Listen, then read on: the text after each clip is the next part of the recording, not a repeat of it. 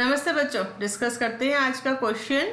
What is the net gain of ATP when each molecule of glucose is converted to two molecules of pyruvic acid. चलो options देखते हैं 4, 6, 2 and 8। अब चलते हैं हमारी NCERT book class 11 page number 229 के ऊपर। देखें ये बुक हमें कैसे हेल्प करती है इस क्वेश्चन को सॉल्व करने में। तो यहाँ पर बच्चों ये डायग्राम दे रखा है ग्लाइकोलिसिस का। अब यहाँ पर ग्लाइकोलिसिस के इस डायग्राम से हम लोग एटीपी को काउंट करते हैं। तो यहाँ देखो स्टेप नंबर 1, स्टेप नंबर 3, यहाँ पर दोनों जगह हमने 2 एटीपी मॉलिक्यूल्स कंज्यूम कर लिए। So there is consumption of 2 ATP molecules. अब आते हैं कहाँ पर ये प्रोड्यूस हो रहे हैं। तो इस स्टेप के ऊपर देखो जहाँ पर 1,3 बिसफॉस्फोग्लिसरिक एसिड से 3 फॉस्फोग्लिसरिक एसिड, 1,3 से 3 फॉस्फोग्लिसरिक एसिड बन गया, यानी कि यहाँ से एक फॉस्फेट ग्रुप जो है वो रिलीज हो रहा है। तो ये फॉस्फेट ग्रुप ये एडीपी ले लेगा and it will produce the ATP.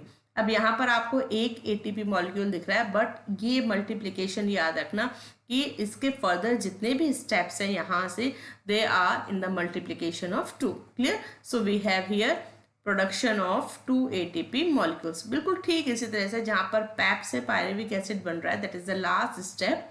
Last step में फिर हमारे पास में 2 एटीपी मॉलिक्यूल्स जनरेट हो रहे हैं। So there is production of 4 ATP molecules, consumption of 2 ATP molecules. So net gain is 2 ATP molecules. So answer is 2 ATP molecule.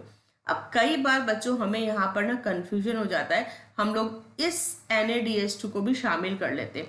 हमें पता है जब हम लोग पूरा चैप्टर पढ़ लेते हैं तो हमें पता है कि एरोबिक रेस्पिरेशन कंप्लीट होता है, तब ये जो NADH2 है ना, ये भी एक मॉलिक्यूल जो है NADH2 का वो 3 एटीपी मॉलिक्यूल्स को जनरेट कर लेता है। ठीक है, और यहाँ पर हमें पता है NADH2 के 2 मॉलिक्यूल्स बन रहे हैं। तो हम क्या करते हैं कि 6 एटीपी मॉलिक्यूल्स यहाँ से आ गए प्लस ये हमारे 2, और हम इसको कर देते हैं टोटल 8 एटीपी मॉलिक्यूल।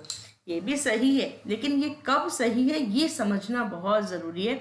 ये सही है जब हम बात करेंगे, क्वेश्चन हमारा कैसे फ्रेम हो जाएगा कि what is the net gain of ATP when each molecule of glucose is converted to 2 molecule of pyruvic acid.